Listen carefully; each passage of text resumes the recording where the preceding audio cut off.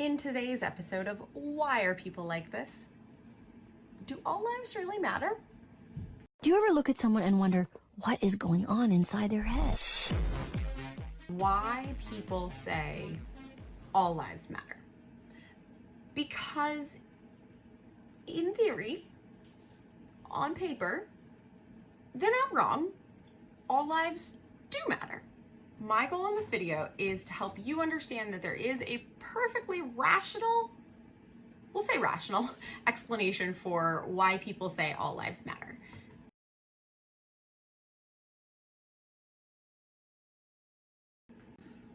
I think that if we can understand why people are the way they are, we can be more compassionate as people and be a better freaking species and be kind to each other and change the world. One can dream. The best way that I know to explain why people are the way they are is through a psychological theory called Relational Frame Theory. And what Relational Frame Theory is an explanation of language based on how we use it as opposed to what it looks like. So if that sounds cool to you, you want to learn a little bit more about Relational Frame Theory, hit subscribe and click the bell and be the first to know why people are like this. If you have something that you want to know why people do, stick it in the comments. I'll take a stab at it. No promises though. Disclaimer, I am not an expert in relational frame theory. I'm just a curious chick with ADHD who happens to be a BCBA. And when you are a curious person with ADHD who finds something that's interesting, obviously what you do is you become extremely hyper-focused on it and spend hours and hours reading every article known to man on the subject. But again, not an expert. If you're watching this and you are an expert and I get something wrong, write me a big ol' correction in the comments. You can't do better until you know better. And if you're not an expert and I explain something in a way you don't understand and it's totally over your head, just write a big ol' huh? And I'll come back to you. Before we dive too deep into the relational frame of all lives and why they matter, let's start with a concept that I think everybody should understand. So I'm gonna give you the technical term first and then I'll make it a little easier. The technical term is arbitrary, that was fun. Let's try it again. The technical term is arbitrary relational responding. Bleh. So that's hard to say and doesn't make a whole lot of sense. So we're going to make it a cute little character. We're gonna call him Ari, the pirate. Arr. Gather round me hearties and lend your ears while I tell you the tale of how ye went from grunting and groaning to talking and pontificating. When ye start using tools, and one of yous was like, I'm doing me makeups, I need this thingy. You just grunted each other and nobody knew what you meant. So one day I bonked you on your noggins and I made you say the same thing every time you asked for this here makeup brush. The words makeup brush ain't got nary to do with anything about this here object. You see? It's arbitrary. Mad props, Ari. Appreciate you, dude. One slight clarification there. It didn't happen by you bopping them on the head. One day somebody just said the word makeup brush. Well, that's not quite how it happened, but you get the idea. And then somebody handed them a makeup brush. So they said the thing, they got the thing. So the next time they wanted the thing, they said makeup brush again, and they got the thing again. And then they just kept saying makeup brush forever and ever. So yeah, so let's start with life. People saw birth, people saw death, and all this stuff in between. And so they just started calling it life. The word life has nothing to do with the act of living. All the doing that happens between birth and death does not consist of people walking around just living their lives going, life, life, life, life, life, life. Oh yes, life, life, life, life, life, life, life. Life, life, life, life. Okay, so now for the word all. Let's say one day some guy was like, oh, what about him? Is he a life? Yes, he is alive. Okay, but what about her? Is she alive? Yes, she is also alive. Well, what about them? Are they alive? How do I get this guy to stop asking so many questions? There's got to be a word to explain to him. What I don't know. All. They are all lives, okay? Guy got him to stop asking questions, so he kept using the word all. Other guy got his questions answered, so he kept using the word all. And then he told it to other people, and he told it to other people, and everybody started using the word all. So, matter. The guy comes up and says, well, okay, he's alive. Get it. But what if I just, like, end his life?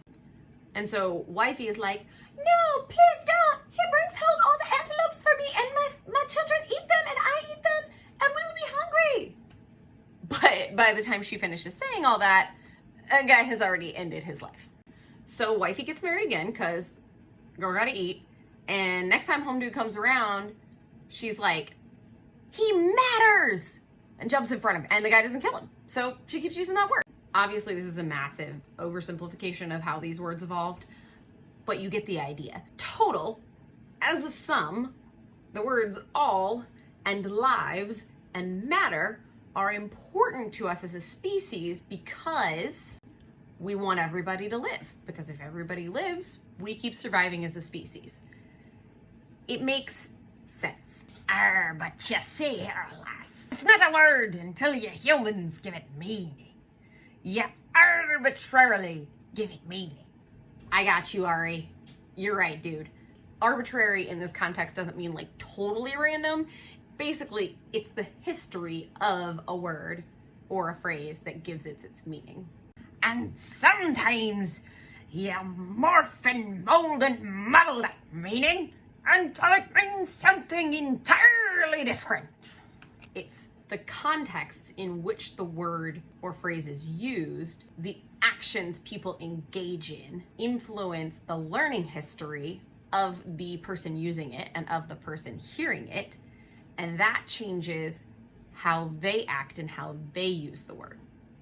So we've established that the literal phrase all lives matter outside of modern social context means we want everybody to survive because we are a species and surviving is good. And that was true for a long time in human history until we got really spread out. And then certain groups of people realized that in order for them to survive, it benefited them if other people didn't survive or didn't do so well. Okay, so let's put all lives over there for a second and talk about Black lives. In the relational frame of mattering, we have survival, okay? And survival is tied to opportunities for food and for shelter and for having one's basic needs met. So we start throwing Black people in slave ships, okay? Do they have clean conditions? Definitely not. 10 to 20% of Africans in these slave ships died on the way to America. Just to give you some context on that percentage, the death rate of people contracting coronavirus is only like 3%. All right, so let's check back in here. We've got the Constitution. That's exciting, right? So maybe now Black people will matter? Yeah, you matter, but like you only matter 3/5 of what a white person matters. And that's only because we want to count you so that the white people that own you have more political power. Okay, so now the slave trade ends, but we still got slavery, and I don't need to tell you that that's a clear indication that Black lives do not matter. Then, eventually, slavery ends. But poverty is criminalized and Black people are given no means by which to sustain themselves. Then there's Jim Crow, then there's segregation, then there's the prison pipeline. But slavery was hundreds of years ago. Black lives definitely matter now. Cool. Let's check in. So things that show you that your life matters. Job opportunities, opportunities for food, opportunities for shelter. Let's check the statistics, shall we?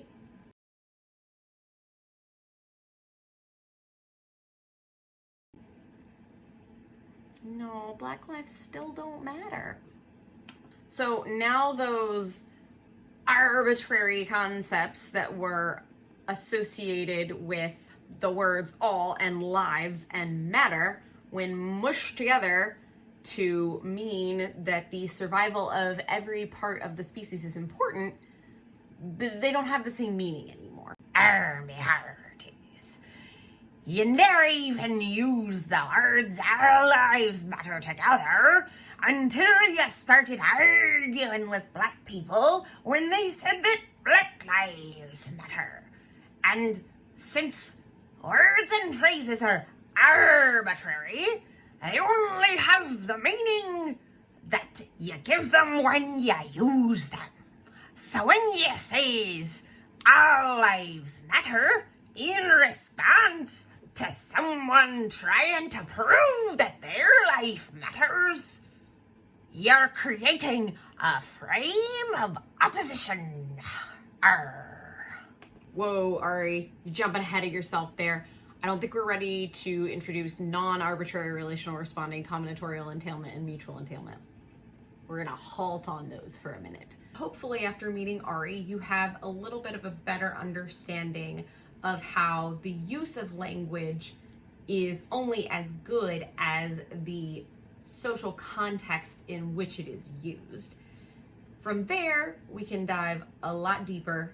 We'll talk more about non-arbitrary relational responding and the relationship between the words black and the word white. Next week, Thursday's the plan.